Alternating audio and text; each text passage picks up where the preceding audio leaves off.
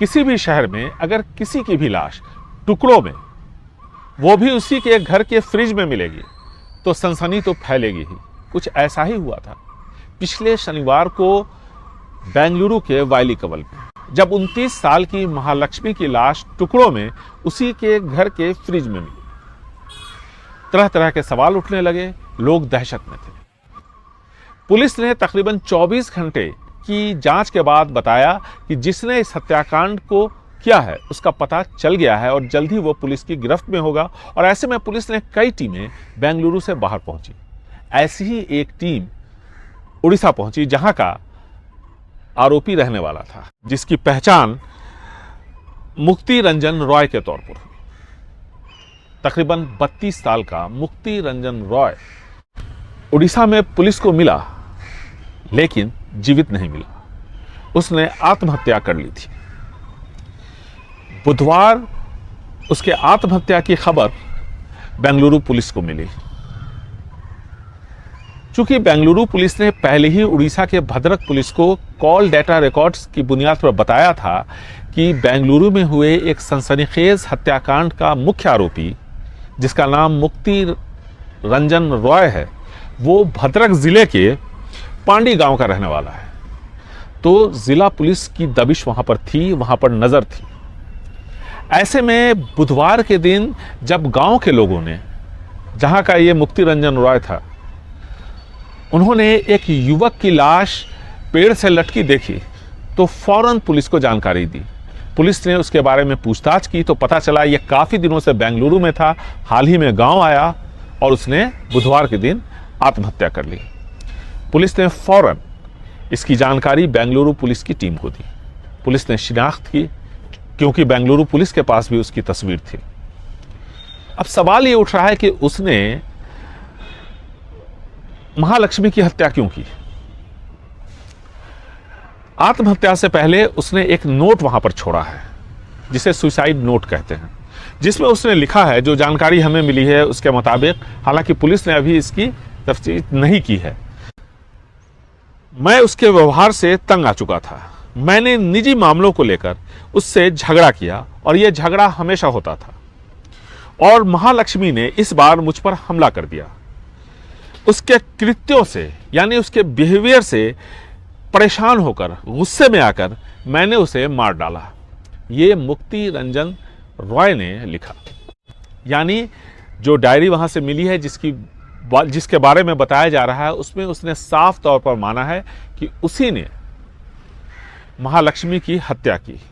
गुस्से में की, उसके व्यवहार से वो काफी दुखी था। लेकिन कौन सा व्यवहार, क्यों और आखिर किस वजह से महालक्ष्मी ने, जैसा कि इस सुसाइड नोट में लिखा हुआ है, उसने मुक्ति रंजन रॉय पर हमला किया, और ये किस तरह की मारपीट थी कि इतना गुस्सा आया उस मुक्ति रंजन रॉय को कि उसने ये तय कर लिया कि वो महालक्ष्मी से छुटकारा पाएगा। हालांकि महालक्ष्मी के बारे में मैं आपको बता दूं कि वो एक सेल्स गर्ल का काम बेंगलुरु शहर के एक बड़े मॉल में करती थी, और मुक्ति रंजन रॉय वहां टीम लीडर था। कई सारे लोग वहां पर काम करते थे। मुक्ति रंजन रॉय और महालक्ष्मी के बीच काफी नजदीकी संबंध थे। ये जानकारी पुलिस को मिली जब यह हत्याकांड सामने आया तो। और फिर मुक्ति रंजन रॉय की तलाश शुरू हुई।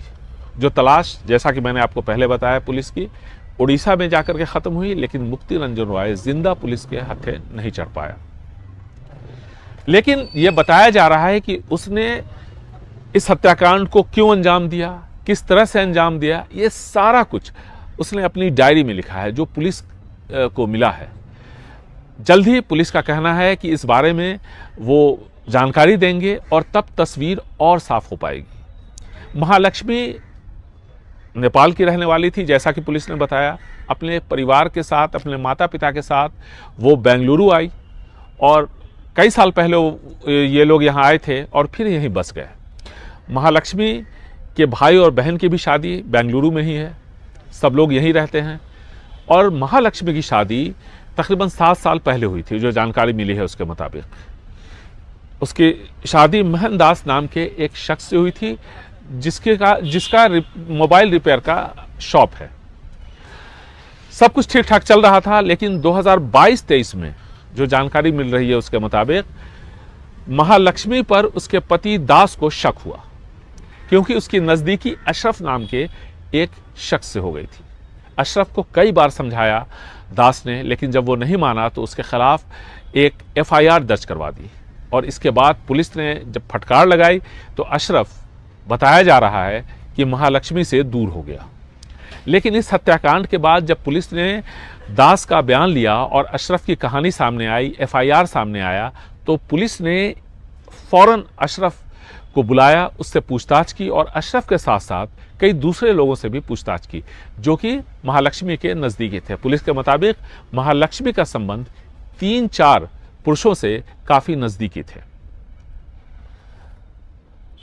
महालक्ष्मी और उसके पति दास के बीच रिश्ते खराब होते गए और पिछले 9-10 महीनों से महालक्ष्मी अपने पति से अलग रह रही है। इन दोनों की एक बेटी भी है, तकरीबन 5 साल के आसपास की। अब सवाल यह है कि इस बच्ची का क्या कसूर था। माँ अब उसकी रही नहीं इस दुनिया में और अभी उसको ठीक तरह से पता भी नहीं है कि उसके साथ क्या हुआ है। 5 साल के आसपास की उम्र उसकी बताई जा रही है। हमेशा अपनी माँ से मिलने जब माता पिता अलग हो गए थे, महीने में कम से कम 2 बार वो आती थी या फिर कभी कभी महालक्ष्मी उससे मिलने के लिए जाती थी। जब महालक्ष्मी की लाश मिली और पुलिस ने जांच शुरू की तो तकरीबन आधे दर्जन लोगों के फिंगरप्रिंट्स उसके घर में मिले और इन फिंगरप्रिंट्स की जब पहचान की गई तो तकरीबन सभी फिंगरप्रिंट्स मिल गए, सिर्फ एक को छोड़कर। अब बताया जा रहा है कि ये फिंगरप्रिंट इसी मुक्ति रंजन रॉय की थी, जो कि अब इस दुनिया में नहीं है। उसने आत्महत्या कर ली। उसके बारे में और जो जानकारी सामने आ रही है, इसके मुताबिक वो काफ़ी शॉर्ट टेम्पर्ड था, माने उसको गुस्सा बहुत ज़्यादा आता था और इस पर वो काबू नहीं रख पाता था। ऐसे में जब महालक्ष्मी ने उसके साथ मारपीट की, जैसा कि उसके सुसाइड नोट में लिखा हुआ है, तो शायद वो उसने काबू खो दिया और फिर उसने महालक्ष्मी की हत्या करने की साजिश रची और महालक्ष्मी को मार दिया, उसकी हत्या कर दी। अब तक की जो जानकारी है उससे ऐसा ही पता चलता है। पुलिस को इसके बारे में विस्तृत तौर पे जानकारी देनी है। महालक्ष्मी और मुक्ति रंजन रॉय, इन दोनों के बीच की काफ़ी घनिष्ठता थी। आसपास के लोगों ने भी ये बताया और साथ साथ ये भी बताया था पुलिस को कि एक शख्स हमेशा महालक्ष्मी के साथ रहता था, वो यही मुक्ति रंजन रॉय था। हालांकि एक दूसरा युवक, जो जानकारी मिली है उसके मुताबिक, हमेशा महालक्ष्मी को लेकर मॉल छोड़ने जाता था और फिर कई बार वो उसे वापस भी घर ला करके पहुंचाता था। अब भी कई सवाल हैं जिसका जवाब पुलिस को देना है, जैसे क्या महालक्ष्मी की हत्या उसी जगह हुई जहां उसकी लाश मिली, क्योंकि वहां पर ना तो कोई धारदार हथियार पुलिस को मिला है, क्योंकि पुलिस ने इस बारे में कोई जानकारी नहीं दी है, और न ही दीवारों पर, फर्श पर या दूसरी जगहों पर खून के छींटे मिले हैं। क्योंकि अगर किसी शख्स की हत्या होगी और उसके टुकड़े किए जाएंगे तो खून के छींटे कई जगहों पर होने चाहिए थे, जो कहीं नहीं मिले। ऐसे में सवाल ये उठ रहा है कि क्या महालक्ष्मी की हत्या कहीं और की गई और उसके लाश के टुकड़े कर फ्रिज में उसी के घर में ला करके रखा गया। हो सकता है इस बारे में भी सुसाइड नोट में लिखा हुआ हो, लेकिन अब तक उसके बारे में जानकारी नहीं मिली है। तो जैसा कि मैंने पहले बताया था कि महालक्ष्मी और उसके पति के रिश्ते लगातार जब ख़राब होने लगे तो पिछले तकरीबन 9-10 महीने से वो अपने पति से अलग रह रही थी। जब उसने अपने पति का घर छोड़ा तो वो अपने भाई के परिवार के साथ रह रही थी, लेकिन वहाँ भी जब उसकी अनबन हुई तो उसने अकेले रहने का फैसला किया। और आसपास के लोगों का कहना है कि 3-4 लोग उससे मिलने आते थे, जिसमें से एक मुक्ति रंजन रॉय भी था, जो कई बार उस घर में रहता भी था, जैसा कि पुलिस का कहना है, जो जानकारी आसपास के लोगों से मिली।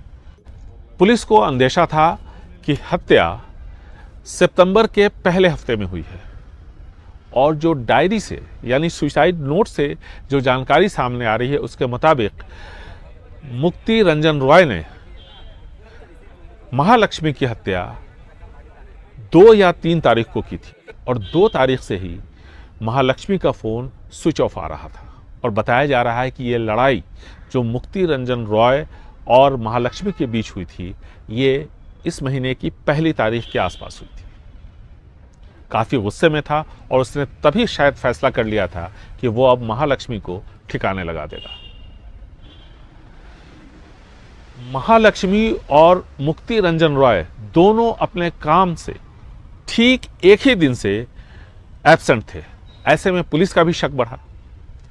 बाद में जब कॉल डेटा रिकॉर्ड को खंगाला गया तो पता चला कि मुक्ति रंजन रॉय का एक छोटा भाई यहाँ रहता है। उससे फिर संपर्क किया गया और फिर उसने भी काफ़ी जानकारी पुलिस को इस पूरे हत्याकांड के बारे में दी। ऐसे में जब लगा मुक्ति रंजन रॉय को कि वो अब पुलिस की गिरफ्त से नहीं बच सकता, सारे साक्ष्य उसके खिलाफ हैं, तो फिर ऐसा लगता है कि उसने आत्महत्या कर ली। अब भी कई अनसुलझे सवाल हैं, जैसे महालक्ष्मी की हत्या मुक्ति रंजन रॉय ने कहाँ की? क्या उसी के घर में या फिर कहीं और? क्या अकेले उसने इस हत्याकांड को अंजाम दिया या फिर कुछ और लोग उसके साथ थे? जो जानकारी मिल रही है उसके मुताबिक सब कुछ उसने अपनी डायरी में लिखा है, यानी सुसाइड नोट में लिखा है। पुलिस का कहना है कि तफ्तीश जारी है। 2 पोस्टमार्टम की रिपोर्ट है, एक महालक्ष्मी की और एक उसके हत्या के सस्पेक्ट की यानी मुक्ति रंजन रॉय की। दोनों का मिलान होगा और इसके बाद ही तस्वीर पूरी तरह से साफ हो पाएगी, क्योंकि मुक्ति रंजन रॉय ने जो डायरी में जानकारी दी है, जो जानकारी मिल रही है उसके मुताबिक उसने 2 या 3 तारीख को महालक्ष्मी की हत्या की। इस महीने की शुरुआत में महालक्ष्मी और मुक्ति रंजन रॉय के बीच में झगड़ा हुआ था। तो अब जो अनसुलझे सवाल हैं उन सभी सवालों का जवाब पुलिस दे सकती है और पुलिस का कहना है कि जांच पूरी होने के बाद ही वो इस बारे में और जानकारी देंगे। लेकिन एक बात बिल्कुल अब साफ हो गई है कि महालक्ष्मी की हत्या इस महीने की शुरुआत में ही हो गई थी, यानी सितंबर की शुरुआत में ही हो गई थी। 2 या 3 तारीख को उसकी लाश मिली पिछले शनिवार को। काफ़ी वक्त बीता और इसका फ़ायदा उठाकर